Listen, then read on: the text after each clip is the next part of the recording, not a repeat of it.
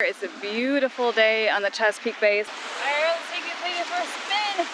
Coming in hot.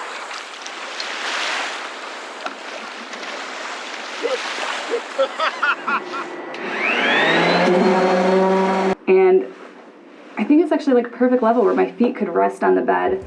And this one actually makes me nervous. I would like to get out now. Just a second. Okay.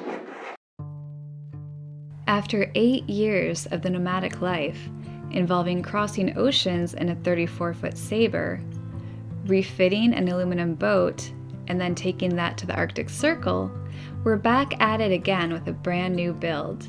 This is Matt, and I'm Jessica. Make sure to hit the subscribe button and join us every week as we start our newest project of building a 42-foot catamaran from the ground up. Well, so much for yesterday just being a siesta day where we're going to come back to work at night. I ended up doing some editing for a video which I thought was only going to take a couple hours and then I'd be able to get it uploaded. Turns out I was in the office until 1:30 in the morning, so did not get back to the boat tonight. But the good thing is we've dropped like 20 degrees in temperature today, so I can fully suit up in my Tyvek and not start overheating like I did yesterday. I'm gonna get back to sanding all of the areas, shove myself in that little cabinet area that I didn't want to get into yesterday. I still have to find a way to squeeze myself in there and doing it, which I'm not looking forward to, so I'm holding off as long as possible. And then with this afternoon, I should be able to get fairing compound on all of those areas.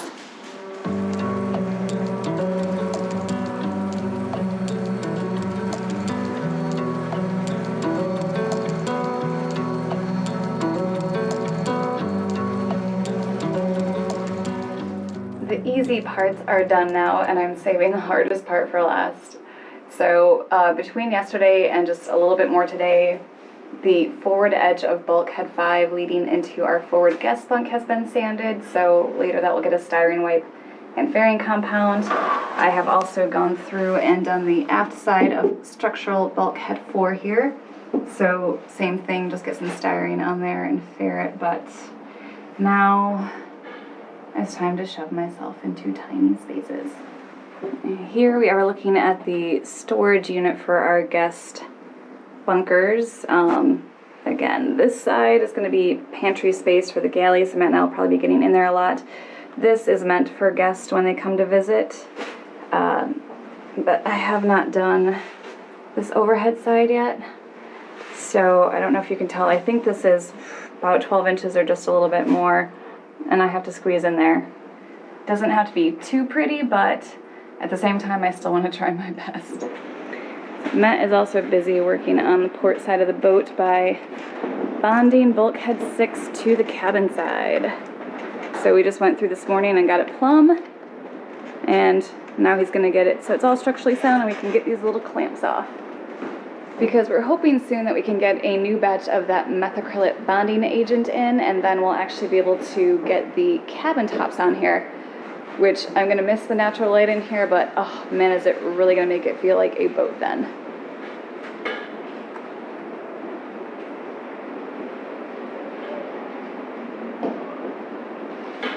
To get into a confined space like this, pretty much the only way I can actually fit myself in there and work is to just use my half mess and my mouse sander instead of the bigger random orbital, because when I'm in there I barely have enough space, so it's kind of like right next to my head. And the mouse allows me a little bit more room, so I've got my 60 grit sandpaper. Again, this is the top of a shelf. I just need to give a scuff sand so that it's ready for fairing compound, but wish me luck.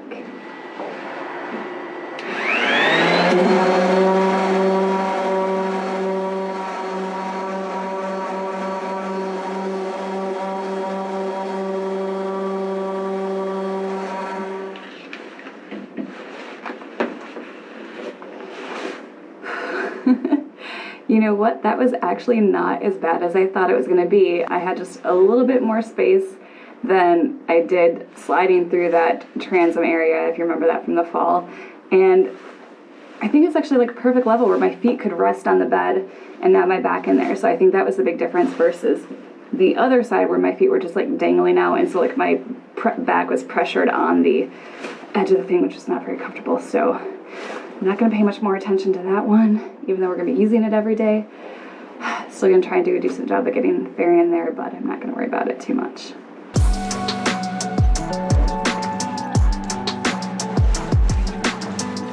And in this area, I am going to be starting with one of my squeegees.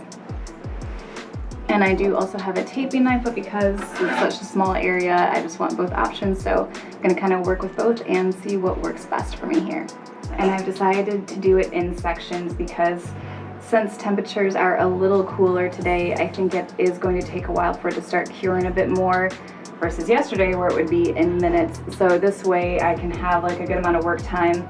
And if I get stuck in an area here, well then I can like go and start and wipe another one, start on that. It'll kind of give me the option to bounce around.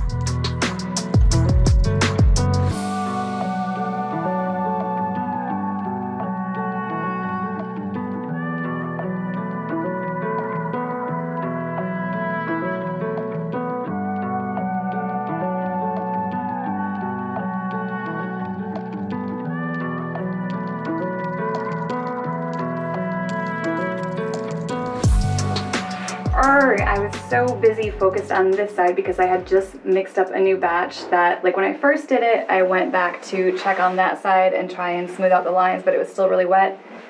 So then I did all of this, finished up my batch, and then went to go work on the lines with that, and now they've dried to the point that I can't smooth them out, so bummer. Now I will take like a 5-minute break and sit and carefully watch this so that I can make sure to smooth it out before it hardens on me.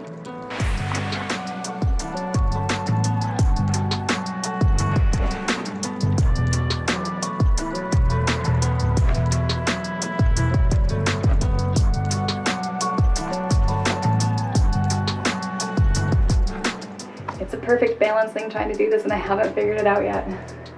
It's okay, still lots of practice to come.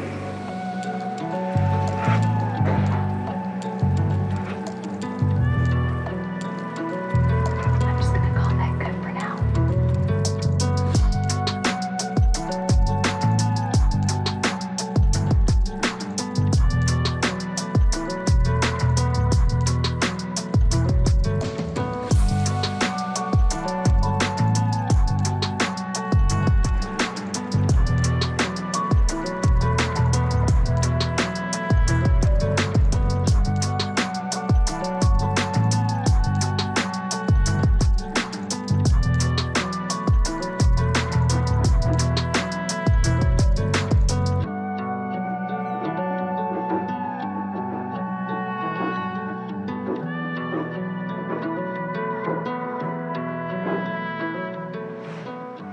I think it is time to call it a day. Next time, we sand. Now the Daggerboard cases are done, it's time to start the process of actually installing them. One of the most important things, because these are keels, so they are foils that are going to be going through the water, having them aligned with the boat is very important. They got to be right on, otherwise they're going to try to round us up or down or whatever. So what I'm doing is using a known center line, which is right along the boat, bottom of the boat here. And I know that this is plumb vertically. So the assumption is if I use my laser along the center line here, project that on the ceiling, I can measure then off of that to our hull to deck joint and get that perfectly straight line there. So when the cases actually go into place and the foil goes down, the Daggerboard itself actually goes down, then it should be right in line with the center of the boat.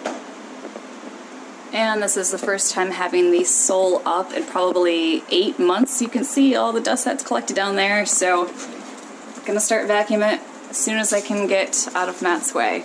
Or I should say Matt gets out of my way. Center right there.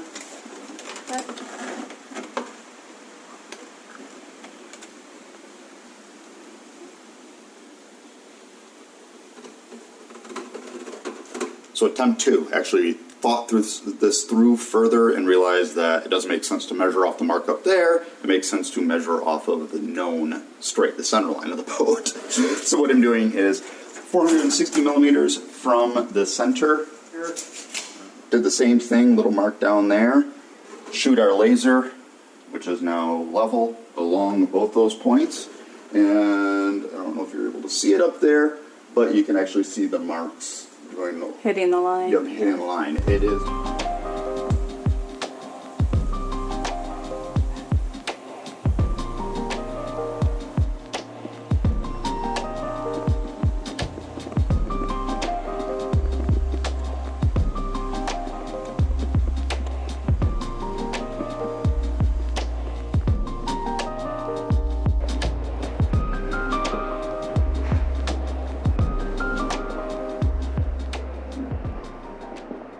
We're back from Vietnam, and one of the things we did want to wait on before we installed the Daggerboards, Daggerboard cases themselves, was how that whole setup was going to work. So now that we have seen it in person, and we had a chance to sit down with the designer, the builder there, and kind of go over some of the ideas that we had, we're able to now move forward.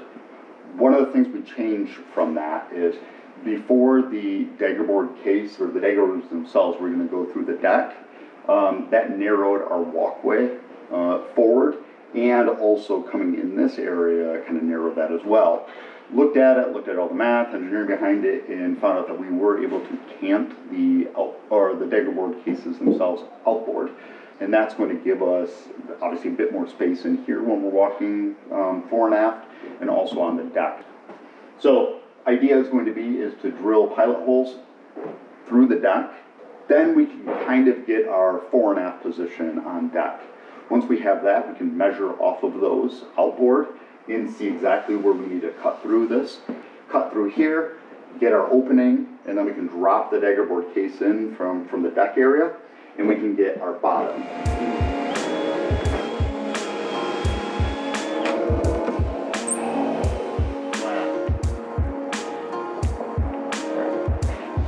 So we can put that basically right on this line.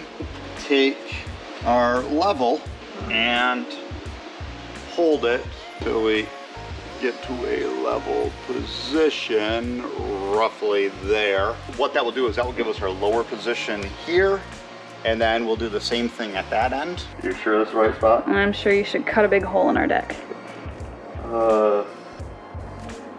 This one actually makes me nervous.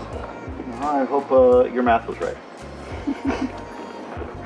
You are more than welcome to blame me if it goes wrong.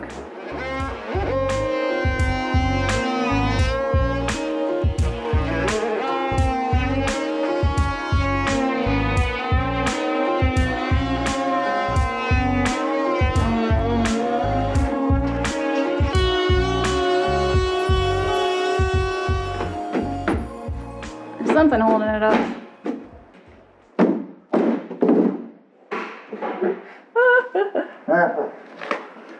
So we'll need to clean up this edge. I didn't get exactly vertical in here, but it's good from the outside. And now I got another skylight for the moment. Yep, skylight for the moment. So that means we can drop in the Daggerboard case from the upper surface then, from the deck, drop it down through here and find, again, a good home for it to penetrate the hull down there.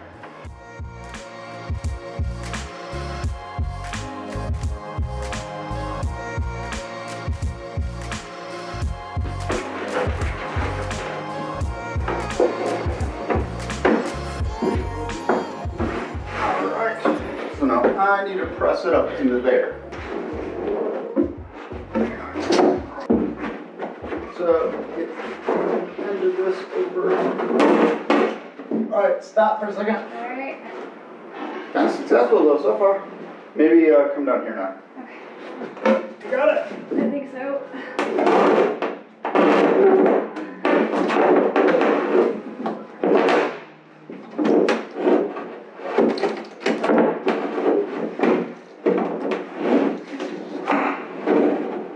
I would like to get out now. Just a second. Okay. All right. Now you can. You were right. You were right.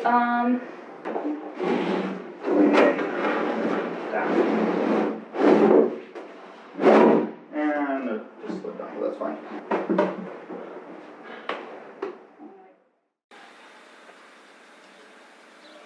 Afternoons are getting hot in the tent, and occasionally we allow ourselves little breaks, but Today was the perfect excuse because our friend Tim over at Vetus came over and dropped off a couple of sups.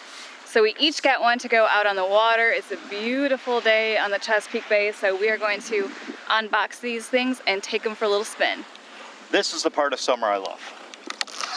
Getting out on the water. Can you believe that in our nearly 10 years of this nomadic lifestyle, we've never owned a sup before? So this is actually really exciting for us. And this comes at a perfect time because we need an excuse to get on the water. Yeah! A bug piece. Ooh, a phone case too. Fins. Oh, and here she is. All right, let's unroll. Awesome. Look at that.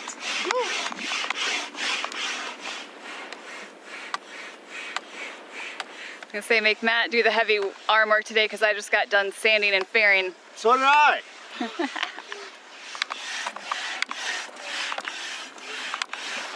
let's take it for a spin.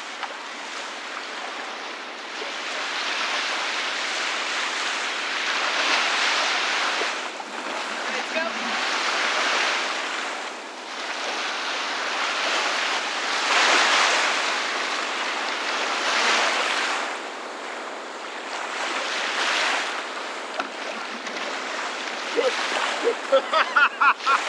I was waiting for it. I knew one of you was going to do it. How do we make this look difficult? Coming in hot. Time to get the action camera and take it out on the water. Woohoo! Go, Matt! Keep your feet equally spaced out. All right, now we've got our life vest on, got the GoPro ready. We're gonna try this again and get to deeper water this time, and now that Tucker is done filming us, he's gonna take us out and actually show us how it's done.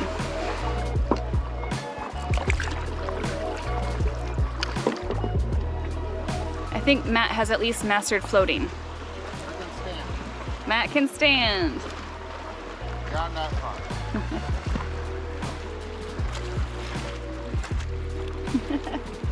Tucker's a pro.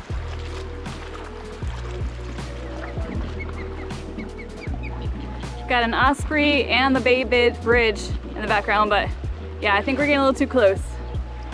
Stay away, stay alive.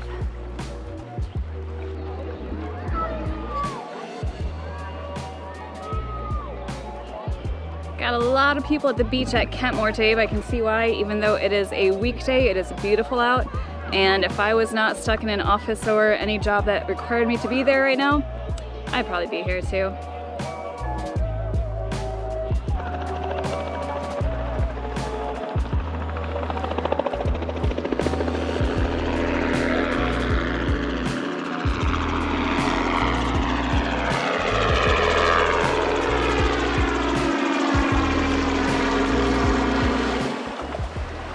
Just a short little test today on our new paddle boards, Yellow by Vetus, but that is gonna be so much fun. They're nice and big and stable and really easy to paddle. The handles have kind of like extensions so you can get the perfect size for you.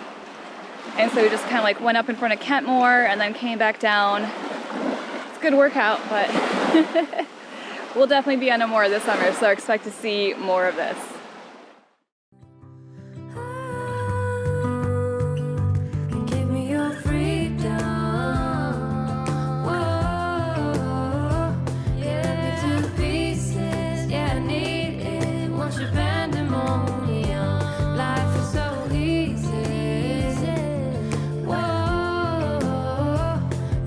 To pieces, yeah, I need it. Won't you bend them all?